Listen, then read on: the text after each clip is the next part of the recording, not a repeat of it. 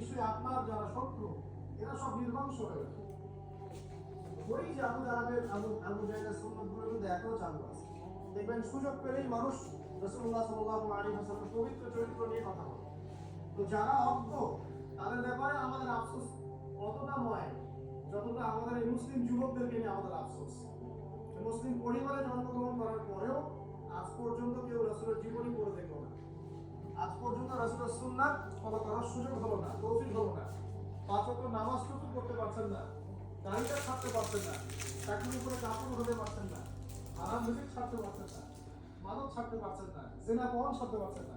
অথচ আপনি ऑलरेडी क्या देखा चीज़ अपलोड আপনার জন্যই আমার জন্যই নবী সাল্লাল্লাহু আলাইহি ওয়াসাল্লাম কালকে আমাদের মাঝে সুপারিশ করবেন ইনশাআল্লাহ।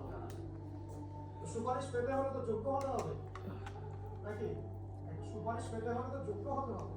যোগ্যতা কি? এক বাক্যের উত্তর হচ্ছে আপনার 24 ঘন্টাকে আপনি নবী সাল্লাল্লাহু আলাইহি ওয়াসাল্লামের সুন্নাতে ঘিরে সাজাবেন। একদম উঠবেন, বসবেন, খাবেন, চলবেন, ফিরবেন, কথা বলবেন, নামাজ পড়বেন, যত কাজ আছে সব হবে কার তরিকায়?